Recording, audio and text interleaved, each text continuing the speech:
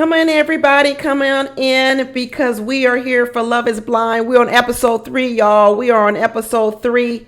So don't spoil it for us. Nope, nothing past episode 3. I'm going to try to double up tomorrow since it's the weekend, 4 and 5, and then hopefully wrap up number 6. And I'll be caught up with everybody else who has already watched all 6 episodes. Many of you saying you can't wait for me to get to episode 6. I can't wait either. I'm actually really enjoying the season, y'all, because I feel some real love coming from a couple of couples.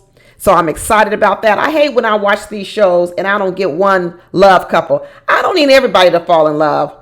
I really don't need everyone to fall in love. But I do need a couple of people to fall in love. Because that's why I watch these shows. I love love. I love to see people find their happiness in love. And I know this episode they're titling, Is It Too Late? Is it too late? Because we saw Leo with his shoulda, woulda, coulda with Hannah. Yeah, don't like them at all. Neither one of them.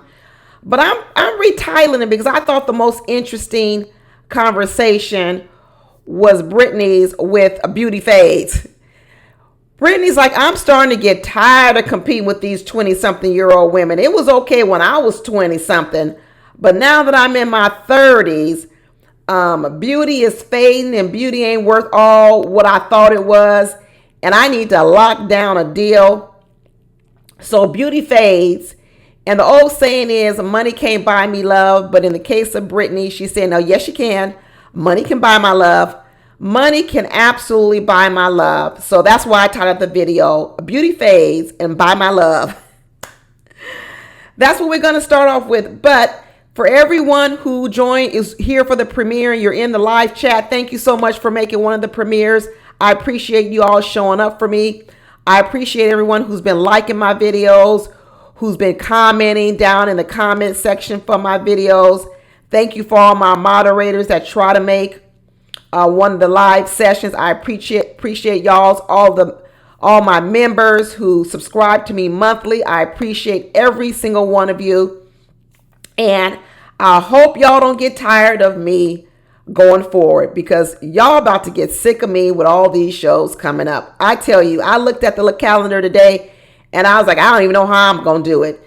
So I hope y'all don't get sick of me because we got so many shows coming up. We have tonight, just tonight alone coming on. We're going to have, like I said, I still got to watch Love is Blind number 4. We got the Tia Mowry show coming on. We got Life After Lockup coming on.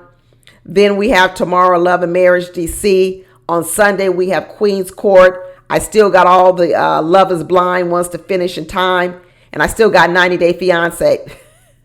We got a packed schedule. So I hope y'all got some time for me this weekend. If not, you can catch up with me during the week on your way to work or coming home from work. Whatever it is you got to do, I'm going to need you with me.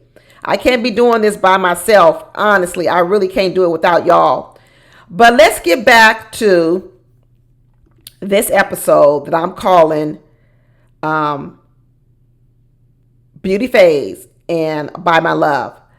But I tell you where we not buying no love, and I tell you right where no beauty is fading. And this is with the love story of, and this is with 2 love stories that we got to see today. The first one was Garrett and Taylor because we got to see the first reveal. And I told y'all from the very beginning, I was feeling good about these 2. Then I was feeling a little bit, I didn't know when Garrett started judging Taylor a little bit on the fact that she was revealing a bit about the fact that she was non-white. And at first I was a little mad at Garrett, and then he came back. And I was like, there you go, Garrett. Come back, Garrett. And let me tell you, this reveal was everything. The reveal was everything. One thing I love to look at during the reveal is body language, how passionate is their kissing. I like to see it all. I really like to read the body language. And let me tell you, that embrace by Garrett and Taylor, chef's kiss. Loved it. I mean, that was a passionate kiss. That kiss looked like they had already known each other for a long time. I love to see these 2 people. 2 tall people done found their way to each other. Tall people are always talking about how they can't find another tall person. And here were 2 tall people that found each other and had never even seen each other. And they might have the next basketball players on their hand between Taylor and Garrett. They might have the next basketball players once they have those babies that Taylor was talking about she don't want for 5 to 7 years. She gonna get pregnant sooner than that. I think they'll have babies sooner than that.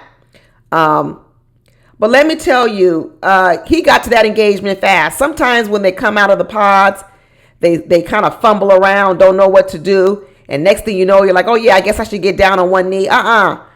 Garrett dropped to one knee fast and proposed.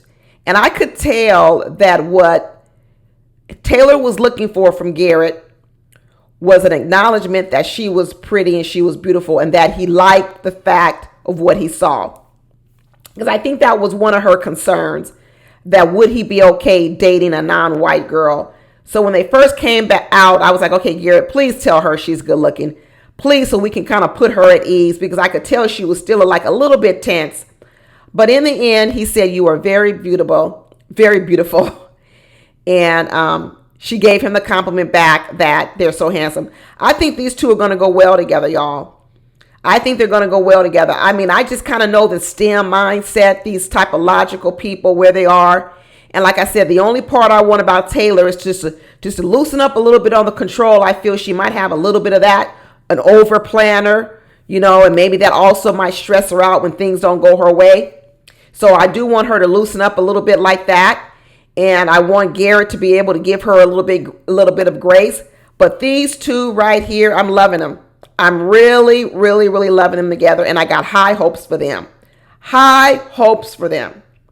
Now, the next couple that we started watching was Ramsay and Marissa. Now, if y'all remember from episode 2, and let me apologize already. When I uploaded my episode 2 video, it got cut off, y'all. It was a 37-minute video, but it got cut off at 26 minutes. Thank you guys for all writing to me, because I read my comments, and you told me, what's up with this live video that got cut off at 26 minutes? Found out it didn't even go to the full 37 minutes. So I'm going to need y'all to go back to my episode 2. Watch the rest of episode 2 video from 26 minutes on to 36 minutes, because that's when I started really getting into a couple of the other couples like Tyler and Garrett. What was the other black couple? The other Ashley, not Tyler and Garrett, Ashley, the two Ashleys. I got into them, and I also got into the Marissa thing. So here's what I think about Ramsay and Marissa. Remember, I was telling y'all what I wanted to see from Marissa is I wanted to know who she is, because I felt that when she was describing her past dating life, I saw a lot of flip-flopping. I saw a lot of chameleon type behavior, and I really wanted to know. I said, who is the real Marissa? I want to hear who Marissa is. I want to hear what Marissa wants. I don't want to just hear who these guys are and then who is Marissa in context to who the guys were. And I was hearing a lot of that from Marissa. But let me tell you what I think I heard from Marissa this week, more of who Marissa is. And what I liked about her is she was really scared to say who the real Marissa was, because I think she was afraid it would get rejected. But what I was happy about is that she stood on her honesty and she came forth with who she is. And you know who the real Marissa is? The real Marissa is ex-military. The real Marissa is in law school to become a lawyer. Those are two very sort of dominant and domineering type positions. You have to be assertive, okay? Military, you can't be a weak, shrinking violet. You got to be strong. Lawyers have to be tough. Sometimes they have to go up against opponents. They have to know how to fight for their client, whatever they want. They have to be tough. So when I was seeing Marissa, and she was kind of being this shrinking violet alongside these military men she dated, who are in of themselves probably trying to be strong and assertive, I'm like, I don't know, Marissa. I don't really know if that's your type. Because when you're alone, when you may be strong in your own right, but when you're with a guy who's stronger than you, he's going to overpower you. And is that comfortable for you? Is that comfortable for you? So when she was dating Bowden, or when she's dating Bowden, I'm like, I don't know. Are you right with Bowden? And she finally admitted that it's a bit of a yellow flag. It's more than a yellow flag. It's not that he has a red flag. It's that he's a red flag for her. That's what she's used to dating, and it hasn't worked out. And she's got to understand that the reason it didn't work out because it's a personality type. Now, Ramses, on the other hand, over here, he's got a little bit of vulnerability to him, a little bit more softness around him. He's a little bit more of, what do you call those men? Metrosexuals. He's got the dangling earrings. He's got the nose ring. He's got this little, I don't know, thing hanging from his head. What y'all call that nowadays when the man hangs that from his head? I'm going to tell y'all what we used to call that back in my days. It used to be called a roach clip. Men, I'm not going to lie, y'all need to look it up. Look it up, young people. Men would braid one little piece of their hair like he's doing. Then they would attach a roach clip to it. Now, y'all know what a roach clip was, right? A roach clip was you would just keep your little thing there, and that was what used to be able to hold your little weed like this. And then when you was done with it, you put it back on your braid. Then it became a fashion sense, so people started wearing the roach clip even though they didn't smoke weed. So I don't know what we call it now, y'all. I don't know what we call that thing Ramses has in his hair. I'm old. Can the young people tell me right now what does it mean? But all I know right now is it says that Ramses is a little bit more eclectic. Ramses is more eclectic. He's not really into being this macho guy out here like a Bowden may be, trying to save the world, trying to fight in every war in the U.S. and Ukraine. And I was like, okay, well, you know, Marissa's used to these tough guys from the military. How's she going to do with Ramses? But let me tell you, the real Marissa came out. The real Marissa came out when she started talking about family and gender roles. And she said, I really don't want to be that type of woman who's like a stay-at-home mom, who's doing all the domestic work, cleaning and cooking. There we go, Marissa. Tell us who you really are. And it's okay who you really are, but until you can tell who you really are, you're not going to attract the man that you really need. And she said, you know what? I'm not that woman. She wants kids. She didn't say she didn't want any kids, but she doesn't want that traditional lifestyle. And what she got from the reassurance from Ramses was that he's okay with that. He doesn't mind doing the cooking and the cleaning and doing part of it. He doesn't mind blurring the gender roles or these traditional roles. And then she hit him with another whammy. And she was scared to say it, y'all, but she said it. She said it out loud. And what she said was, I'm actually okay with you being the stay-at-home person. There you go. That's bold to say. That's really bold to say. Now that we know Marissa would prefer a life where she went out, made money, became the breadwinner, didn't have to be home doing the majority of the caretaking. And Ramses said, that's okay for me. I don't mind being the primary caretaker for the children. I don't mind. Marissa was in love. I already know who she's going to choose. I already know, even though she's in this love triangle with Bowden, and I know he was laughing and everything, realizing now that who is his competition, she's going to choose Ramses. She's going to absolutely choose Ramses because Ramses is her truth. Bowden is the lie that she's been living, that she really can't be that woman. Ramses is her truth. And I believe that's who she's going to choose. Now, the question is going to be, can Ramses really be that person? That's also what I want to know. I don't know enough about him. I need to know more about Ramses because what I want to know is, can Ramses really be the person that Marissa's going to want him to be? Or is he just saying that? Okay. I know Ramses is like a program coordinator. So it doesn't sound like his career is necessarily, I don't know. He has a good career, but I don't know if he has the earning potential that Marissa is saying she's going to have once she becomes a lawyer and she's going to be working a lot. So it could work out in theory, but the question is going to be, is can he handle that role? Because not every man can handle that role. And just him saying it doesn't mean he can do it. So I'm going to keep an eye on them. I'm really going to keep an eye on them to see if he can really do it. But I already know who Marissa's going to choose. She's going to choose Ramses. That's who she's going to choose. That's who she's going to give the clue to that she really wants to stay with him. Now, the next couple that I want to talk about is Tim and Ashley. I told y'all I have my doubts about Tim and Ashley, and I still have my doubts about them. In fact, my doubts grew even more.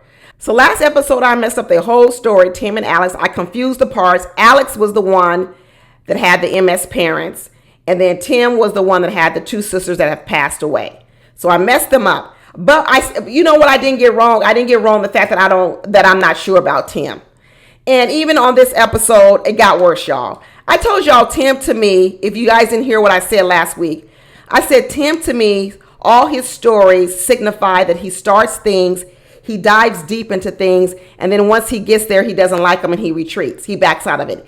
He said he did it with college. He gets all hyped about going to a college. It's his number one thing. He gets all into it. I'm going to be in the band of Norfolk State. I'm going to do this. I'm going to go get a college degree. Next thing you know, he backs out of the band. He backs out of going to Norfolk State. He just retreats, doesn't do none of it. Wait, you was all gung-ho and now you out? Then he did it with the Navy. He jumped into the Navy because he needed some discipline, and he probably realized he wasn't disciplined. He jumped into the Navy, did 4 years, and said that I couldn't wait to get out. Jumped right out of the Navy. He didn't do no 20 years and get no pension, nothing. Dive in, dive out. Now here he is over here, Love Is Blind, diving into Love Is Blind, right? Because he probably feels like, hey, I can't control myself to get married. I can't control myself to settle down with a girl. Maybe the reason why I can't settle down is because I haven't met the right woman. So let me go over here and try Love Is Blind. That's going to force me to be with a woman without seeing her, and that's how I'm gonna get married. You see, what Tim does is he uses institutions to fix him. So he's not disciplined. He uses college to try to make him more disciplined. I'm gonna go to college, and maybe college will make me be this person who's into school. You see, he said he wasn't into school. He was never into school. So he went to college to prove that he's into school. But guess what? It just disproved he wasn't into school, so he dropped out. Then he wanted to prove that he was disciplined, so he went to the Navy. But then the Navy proved to him that you're really not disciplined, so he dropped out of the Navy. Now he's trying to prove that he's really not a dog out here in the world and that he really can't settle down. He's trying to prove to himself that he's just not into the physical and into choosing women for the wrong reasons. So I'm gonna try this institution of Love Is Blind to force me into the marriage, and then guess what he's gonna do? He's gonna retreat from the marriage. This not gonna last.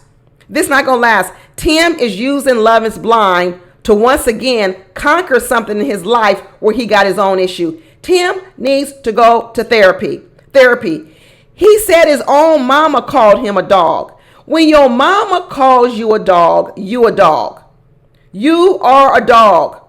And his own mama said, you need someone who's going to bite back, which means all this crying Tim is doing in these pods, that ain't even really who he is. His mama said he needs a woman who's going to bite back. And here he is over here thinking that Alex, when he says, what's your character? He says, well, I think you're going to be a high fashion woman. You're going to sort of be a Devil Wears Prada type of woman. I think Tim likes fashion. I think he likes to dress fly. I think that's his thing. I think he likes to shop. And that's the part that he likes about Alex, because Alex is into fashion. But then he sits up here and says to Alex, what I wanted about you is that she know how to have fun because all our conversations have been so heavy. Well, you the one bringing all the heaviness. You the one over here talking about death and how your whole life is surrounded by mortality. And you the one over here making everybody cry. And that's the reason why the relationship is so heavy. Ugh. I'm not with Tim, y'all.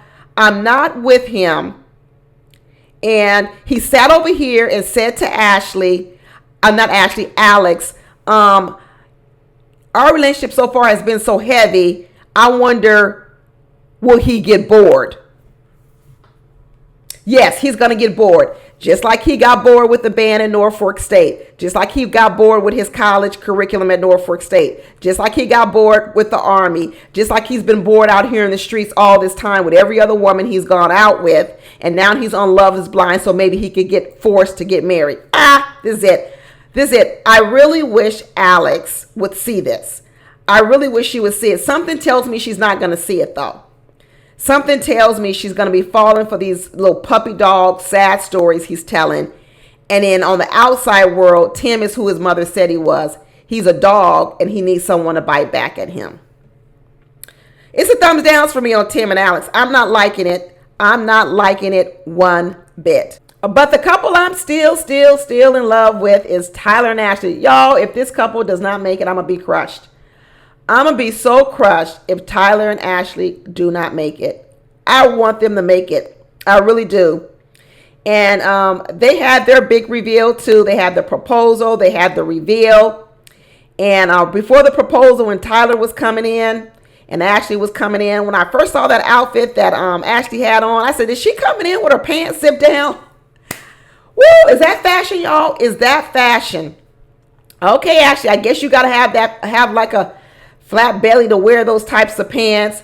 And I tell you, at first I thought her pants were zipped down, but there was some cuteness to it, and then there was some not so cuteness to it. But that's okay, because she's still one of my favorites. It's still one of my favorites. And what I liked about Ashley this time around was she brought her sensitivities and she brought her vulnerableness. And I was saying before in the last episode that she seemed so ashamed to cry. She didn't want the cameras to see her crying. I could tell she wasn't comfortable with crying in public. And I was like, girl, you're going to have to get used to that, because you can't be the one letting Tyler over here do all the crying and you ain't crying too. You're going to have to get in touch with your vulnerability if you're going to be with Tyler. And all you hear Tyler say every single time is, I feel safe with you. I feel safe with you. I feel safe with you. He must say it 5 times an episode. And I hope Ashley is listening. And part of when he's saying he feels safe is that he feels safe emotionally.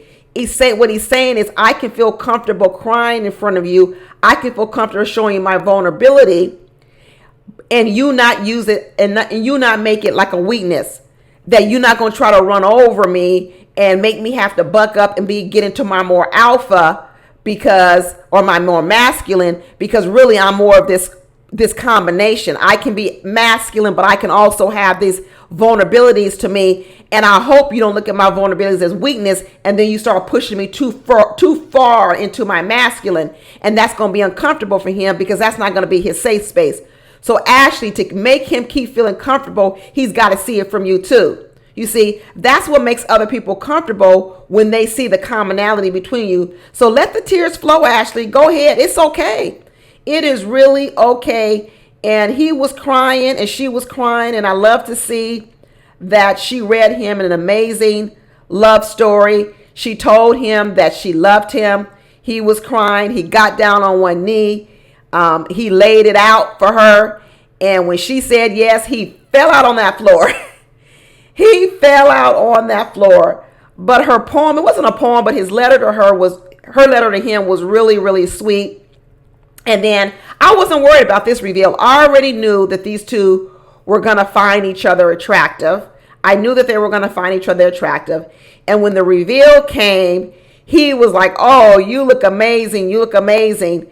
And they did a little bit of a smack, but I wish they would have done a kiss more like Garrett and Taylor did. I wanted to see a passionate kiss, but I think Tyler really wanted to passionately kiss Ashley, and it was Ashley who was sort of holding back, because I didn't even really see her tell him how handsome he was.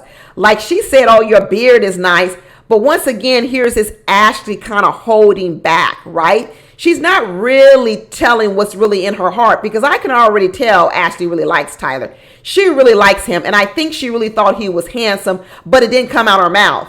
So that's the part about where I want Ashley to grow. I want her to be able to speak what's in her heart, not feel that she has to hold it back.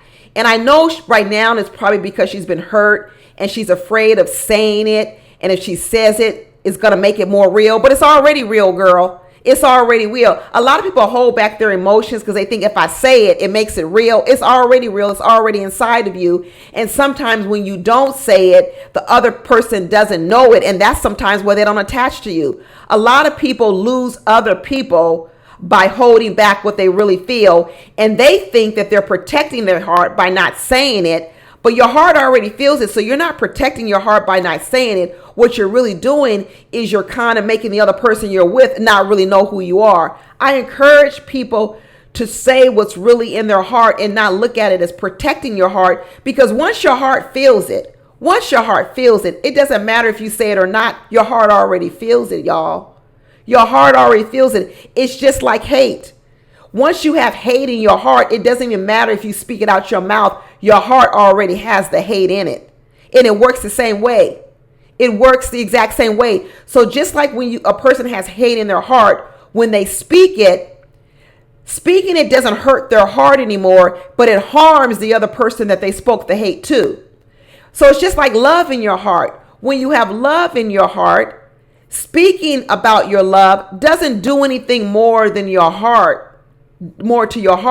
All it does is impact the person you said it to. And if it's a person who wants to feel your love, it is a positive impact. Why wouldn't you want to make the person you love feel love too? I really encourage people to start speaking from the heart more and not looking at it as a negative when you're trying to pair with someone, but look at it as a positive. Now, that doesn't mean I want you to match your person's energy. And in between Ashley and Tyler is giving Ashley so much love energy. She needs to match it. She doesn't need to go above what he's doing, but she definitely needs to match it. So in this reveal, I wanted a more passionate kiss from Ashley, and I wanted her to tell him he was good looking. I think it's going to come. I think she's just a slow starter. I think it's going to come. And I think once they get there, her heart is going to burst. So I'm okay with it. But I really do want her to see her embrace that more. And maybe that's a little bit of advice for someone else who's out there. But I love this couple. I really, really love this couple.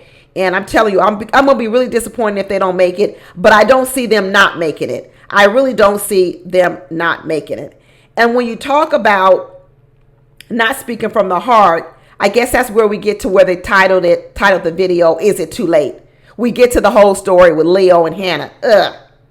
But first, before we talk about Leo and Hannah, let's talk about when Leo was sitting there talking to that other guy. His name was David, who we found out also was dating Hannah.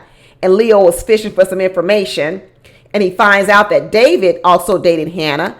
And David was like, yeah, but she kind of dumped me. He was like, what? Was she your number one? He said, she was my number one. Well, why did she dump you? She dumped me because she's 5'9" and I'm 5'8". And because she's 5'9", I'm 5'8", she didn't want a shorter guy. She basically dumped me. Now, Leo didn't really say it out loud, but I know that was a problem for Leo too. Leo's superficial. So first of all, I do believe that the height thing came up with Leo. Leo's not short, but we know that Nick D is short. Nick D is short. He's probably 5'8" too, to be honest with you. He's 5'8" because I saw him stretched out on that couch and his legs did not make it to the end of the couch. And like I said, he was a punter and he was probably a short punter. That's why he also didn't make the NFL. But anyway, and what David told Leo, do you really want to know why she dumped me? It was all over height. And he says, now, if you're okay with that, is that the type of girl you want to be by your side? Basically, David was saying Hannah might be a little bit superficial. But then we also found out that when they did meet in the pods, Hannah tells Leo that she had lost 40 pounds last year. The siren was going off in Leo's head. Leo likes Barbie dolls. Let's be real. He wants a trophy wife. He wants a woman on his arm that's going to be a trophy wife. And what he felt was when Hannah said she lost 40 pounds last year, he said, ooh, you have 40 pounds to lose? What if you get fat again? What if you're still big? He wanted to pretend like he wasn't thinking it, but I know he was thinking it. I absolutely know he was thinking it. That's why he was all comfortable coming back in there talking to Hannah about a prenup. That's why he was comfortable coming in there to talk about a prenup, because he was saying, now that I'm not just all Google over you, let's talk about this prenup. And as he started talking about the prenup, Hannah was like, oh, I'm fine with that. And then she starts spilling more. All of a sudden, Hannah is talking about all her insecurities. Remember, she came in here acting like she was so secure and how she was the next Victoria's Secret walking down the runway. Now, the last two episodes have all been about Hannah really talking about her real insecurities, which all center around weight. And she starts telling Leo all these things about how her mama locked up the goodies and snacks on her because she was gaining too much weight when she was a younger child. And so her mama was locking up the snacks. And you know what? Leo's bells and whistles is going off. This is not sounding good to Leo. It's not. So now Hannah is really telling her truth. But the problem is the only reason she's having to do all this now is because she was lying the first couple of episodes. She was making up herself to be something that she's not, and she should have led with her truth. That's what I'm saying. So now when she's telling the truth, she's talking about how she's afraid to get hurt. Well, girl, you set yourself up to get hurt because you lied from the beginning. If you would have been honest from the beginning about who you really were, you would have been honest from the beginning before you became emotionally invested. And if it was something he didn't like, he would have left before you even started liking him. But you spent all this time lying about who you are to get this man to like you. Then you like him. And now that you're revealing the truth, now you're afraid that he's going to leave you. This is a stupid cycle, Hannah. Stupid. She starts telling Leo, I wouldn't care if you gained 100 pounds. I would still be with you. He looked over there and didn't say nothing. He was like, not me. Not me. Leo is like, not me. If you gain 100 pounds, that is not what I want. Not at all. Leo ain't interested in Hannah no more. He's not interested in Hannah. And that's why he went over there trying to backtrack with Britney and making sure that Britney was a lock for him because, I don't care what he did when he tried to make that comeback and start begging Hannah, like, why did you decide you want to be with Nick D and all this other kind of stuff? Do I still have a chance? Leo is not looking for a chance. Leo's just looking to go to the second round to make it to the honeymoon, to do whatever, just so he can say no at the altar later on. Leo just trying to be on TV. He really just trying to be on TV, and you could see it. He ain't into Hannah like that. He does not like the fact that Hannah was 40 pounds overweight. He does not like the fact that Hannah's 5'9". He does not like the fact that Hannah don't have a job, okay? Because as much money as he has, he already said he wants the woman to contribute, okay? He got money, but he don't want to spend it on no woman. Let's be honest, not too much so. He's lying about that. And Hannah over here coming with no job. So let me tell you something, Hannah. If Hannah had come out the rip from the very beginning and described herself as she is, a woman who had just lost 40 pounds, and Hannah's not overweight to me, right? But the fact that she's gone through having weight problems her whole life, a lot of people get scared over that. They're like, oh, is she going to blow up again? Let's be real. That's what a lot of men think. So first of all, she's talking about that. The other part is talking about she's tall, so she doesn't want a short man. And she's unemployed and doesn't have a job.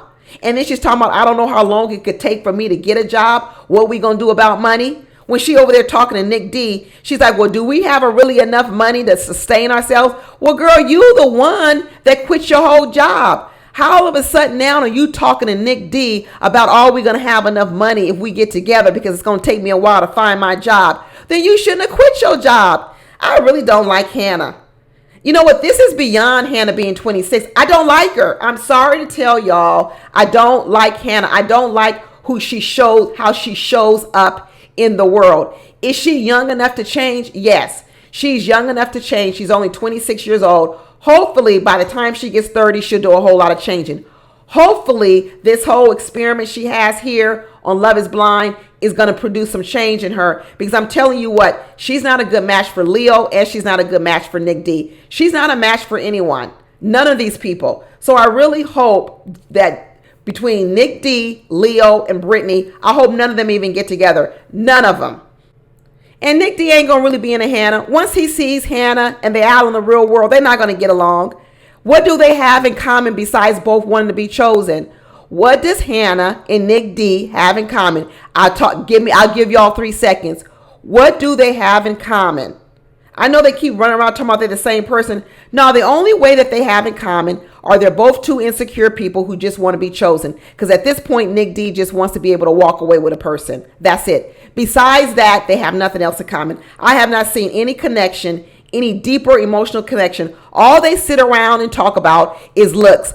All of them. Looks. What am I look like in a bathing suit? What I look like, what I look like, what I look like. That's their whole conversation of what they have to talk about. And then that's when I get to my old girl, Britney, beauty phase. That's right. Britney running around over here talking about she didn't realize how much trauma she was carrying around from being in constant competition with women. Exactly. That's why she let it slip out her mouth that she was dating Leo in the first place. It wasn't a slip up. It was deliberate, because that's what she looks at as she's in competition with women. She's always done it, because what she's saying is exactly the truth. She likes rich men. She likes men that have their pick of the litter amongst women. So she's always used to being in stiff competition with women. And maybe when she was in her 20s, she could hang. But now that she's in her 30s, you know what? The 20-something-year-old women are outdoing her. They're outdoing her. And she's starting to realize that, dang, I can't compete like I used to. Britney is like a football player. Most of their careers is over by the time they turn 33. Their career is over by the time of 33. She ain't nothing but like a football player. And what she's realizing is her career of being out here in the world, getting by on her looks alone, that career is almost over. Because Britney ain't got no good personality. Plenty of times Britney says, I know it's bratty of me to do it, because that's what you are, a brat. She's never had to develop any other part of her personality because she over-relied on her looks. And now what she's realizing is she has trauma in her life from always competing with women, being pitted up against women to try to win men based on looks alone. What a sad, sad life, that your only superpower, as she says, was her looks. That's really what she's saying, is she's lost her superpower because no one can see her, and her looks are her superpower. Girl, let me tell you something. This is a glimpse of your new world, Britney, because you think your superpower was your looks when you were younger. It may have been, but as you get older, it's not going to be your superpower. And what has happened is you haven't developed any other parts of your personality. When Leo was stringing her along and not giving her the answer she's wanted, you could tell she didn't even like Leo. She was rolling her eyes. Like she said, she was irritated. She was annoyed. I'm annoyed that you haven't chosen me yet. I'm annoyed. She just want to make it to the second part of this show too. She don't like Leo. She not in love with Leo. None of this. The only thing she wants is to be chosen, and she wants Leo's money because that's the most important thing to her. Being chosen by a rich man so she could be a trophy wife. Ugh. I don't like her either. I don't like her. She's manipulative. She's all that when she's talking about she wants to leave. And Leo's like, no, don't leave. Don't leave. So he can come over and save her and all this other kind of stuff. And then Leo was over here fishing to figure out, once he found out that Hannah had lost 40 pounds and she was 5'9", and she could possibly not be a Barbie doll, skinny old girl. He was over here fishing for the ring size of Britney. I know he was talking about the size of the ring. Are you oval? Are you round? Are you pear shaped? I think you want this. I think you want that. You know what else he was asking? He didn't ask it, what's your ring size? Because he wanted to see if she had fat fingers. I'm telling you, that's what he was doing. He's already spooked by Hannah and the weight issue.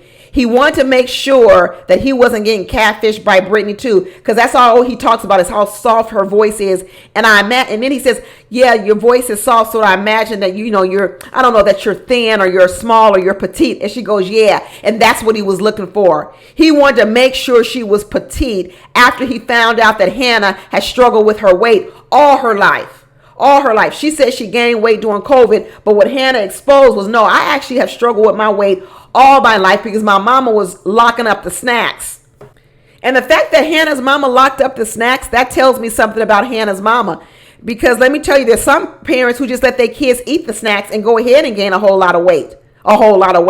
So the fact that the mother did that, I also bet that a lot of insecurities have come from Hannah's childhood. I don't know what her family dynamics are. I don't know if Hannah's mother is thin or thinner, I should say, or normal size or whatever she is. And so she recognized in her daughter early on that her daughter was probably eating out of some other thing. Maybe she was eating out of some other type of emotional neglect. What was causing her eating to eat more? Maybe it was to soothe herself. What is going on? I don't know. But a lot of the wounds that Hannah has came from her childhood. And she needs to probably go to therapy and get to the root of that so that maybe she can get control over whatever it is that made her sort of gain weight. Even a lot of people gain weight during COVID. We all gained a little bit of weight during COVID because we was sitting around, we was locked in, we couldn't be active. That Hannah's weight gain during COVID was something that stems from more COVID layered onto it, but it's probably also some sort of emotional eating that goes along with it. Because now that she's hearing these pods, I think she's doing a little bit more emotional eating as well. And Leo ain't gonna want to be with Hannah. So all that stuff was fake. He just wanted to be able to have his pick of the litter.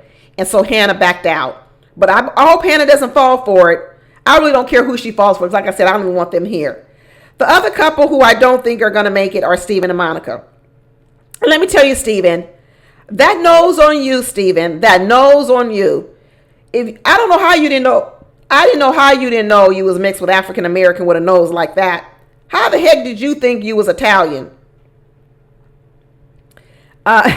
Steven, their whole family is walking around in denial. So I can't join no family that's in complete denial on who they are. And it looks like Steven's family likes to live in oblivion. Because Steven, you just look like, if you took away your light skin and you looked at a lot of his features, you could see the African in Steven all the way. From his hair to his nose to everything. You could just see it in him. Just color his skin a little bit darker than what he is and you could see it. You could really, really see it. So, this is going to be a no for Steven and Monica. Not much on. I know they run around calling each other girlfriend and boyfriend. That ain't going to last. That is not going to last. These two are not going to get along in the real world. Not at all. Because Steven, we don't even know who he is. He's in denial. And then once Monica figures out who Steven really is, she's not even going to want him. So, it's a no. It is a no. But anyway, that's it, y'all. That's all I got for episode 3. I will see you back tomorrow. Hopefully what I'm going to try to do is episodes 4 and 5 tomorrow. We'll see how it works out. All right, y'all. Talk to you later. Bye.